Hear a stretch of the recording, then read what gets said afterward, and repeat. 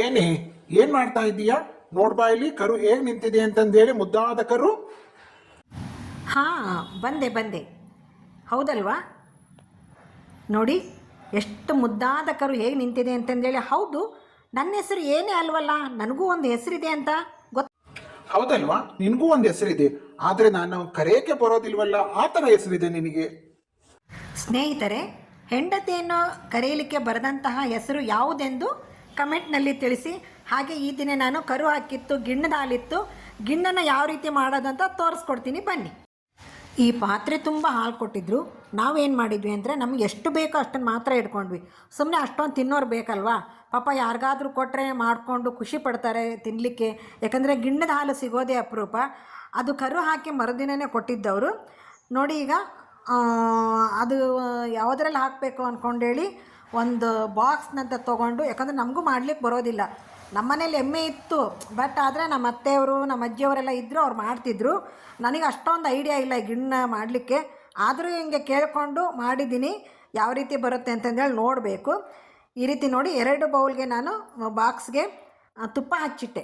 ಮೊದಲು ತುಪ್ಪ ಹಚ್ಚಿ ಅದರಲ್ಲಿ ಹಾಲು ಆಮೇಲೆ ಬೆಲ್ಲ ಕರಗಿಸಿ ಹಾಕಿ ಮಾಡಬೇಕು ಅಂತ ಹೇಳಿದ್ರಲ್ವ, ಅದಕ್ಕೋಸ್ಕರ 2 ಬಾಕ್ಸ್ಗೆ ನಾನು ತುಪ್ಪ ಹಚ್ಚಿ ಇಟ್ಟಿದ್ದೀನಿ. ನೋಡಿ ಇಷ್ಟಿಷ್ಟು ಬಾಕ್ಸಲ್ಲಿ ನಾನು ಅಕ್ಕಪಕ್ಕದ ಮನೆಗಳಿಗೆಲ್ಲ ಕೊಟ್ವಿ, ಯಾಕಂದ್ರೆ ಅವರು ಮಾಡ್ಕೊಂಡು ತಿನ್ನಲಿ ಅಂತಂದೇಳಿ. ನೋಡಿ ಇಷ್ಟು ಬೆಲ್ಲ ಇತ್ತು, ಅದು ಮೇಲಿಂದೆಲ್ಲ ತೆಗೆದು ಅದನ್ನು ಸ್ವಲ್ಪ ಪುಡಿ ಅಂಥದ್ದು ಬೆಲ್ಲ ಏನು ಮಾಡಿದೆ, ಈ ಪಾತ್ರೆಯಲ್ಲಿ ಹಾಕಿ ನೀಟಾಗಿ ಅದು ಬೆಲ್ಲ ಕರಗೋವರೆಗೂ ಕೈ ಆಡ್ಕೊತಾನೆ ಇದ್ದೆ. ನೋಡಿ ನನಗೆ ಅಷ್ಟು ಗಿಣ್ಣ ಮಾಡೋದು ಐಡಿಯಾ ಇಲ್ಲ, ಅದು ಪೀಸ್ ಬರುತ್ತೆ, ಬಟ್ ನಮ್ದು ಯಾಕೋ ಏನೋ ಪೀಸ್ ಆಗಲಿಲ್ಲ. ಕೆಲವರೆಲ್ಲ ನೀರು ಗಿಣ್ಣ ಮಾಡ್ಕೊಂಡು ತಿಂತೀವಿ ಅಂದ್ರೆ ಅದೇ ಥರ ಬಂತು, ನನಗೆ ಪೀಸ್ ಬರಲಿಲ್ಲ. ನೋಡಿ ಅದಕ್ಕೆ ಎಷ್ಟು ಬೇಕೋ ರುಚಿಗೆ ತಕ್ಕಷ್ಟು ಬೆಲ್ಲನ ಹಾಕಿ ಬೆಲ್ಲ ಕರಗೋವರೆಗೂ ಕೈ ಬಿಡದೇ ನೀಟಾಗಿ ಕೈ ಆಡಿದ್ದೀನಿ. ನೋಡಿ ಸಣ್ಣ ಪುಟ್ಟ ತುಣುಕುಳಿದ್ರೂ ಸಹ ಈ ಥರ ಉಳಿಯುತ್ತೆ, ಆದ್ರೂ ಅದನ್ನು ನೀಟಾಗಿ ಕರಗೋ ತನಕನೂ ನಾನು ಕೈ ಆಡಿದ್ದೀನಿ. ಇದು ಫಸ್ಟ್ ಟೈಮ್ ನಾನು ಗಿಣ್ಣ ಮಾಡ್ತಾ ಇರೋದು.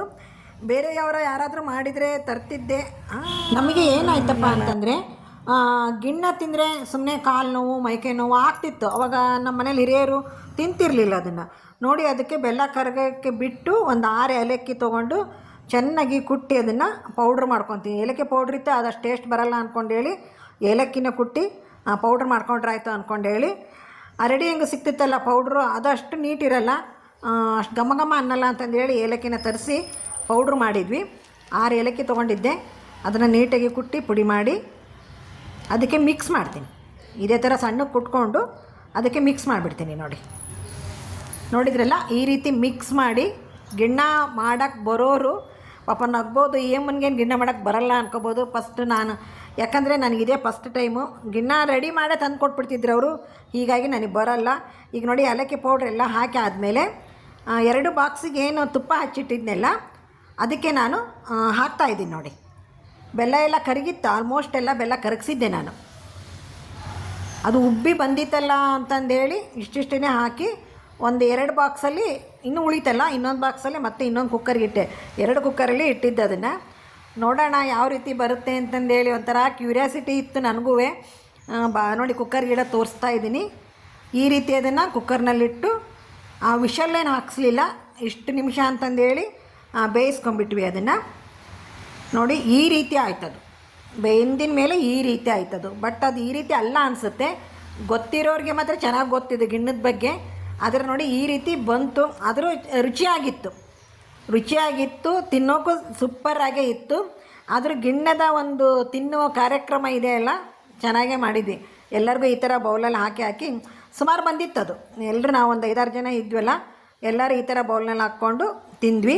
ಸ್ನೇಹಿತರೆ ಬನ್ನಿ ಸರ್ವ್ ಮಾಡಿಬಿಡೋಣ. ನಮ್ಮ ಮನೇಲಿ ಒಂದು ಚಿಕ್ಕ ಸ್ಟ್ಯಾಚು ಇತ್ತು, ಮೂರ್ತಿ ಥರ.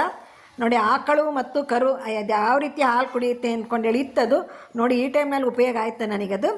ಶೋಕೇಸ್ನಲ್ಲಿ ಇದ್ದಿದ್ದು ಗೊಂಬೆ ತೊಗೊಂಬಂದು ಇಟ್ಟು ಸರ್ವ್ ಮಾಡ್ತಾಯಿದ್ದೀನಿ, ಯಾಕಂದರೆ ಅದು ರಿಲೇಟೆಡ್ ಅಲ್ವಾ ಅದು ಗೊಂಬೆ ಇರೋದು ಅಂದ್ಕೊಂಡು. ಸ್ನೇಹಿತರೆ, ನಿಮಗೆ ಈ ವಿಡಿಯೋ ಇಷ್ಟವಾಗಿದೆ ಅಂದ್ಕೊಂಡಿದ್ದೀನಿ. ಇಷ್ಟವಾದ ತಕ್ಷಣವೇ ಒಂದು ಸಬ್ಬಾಗಿ ನಮಸ್ಕಾರ.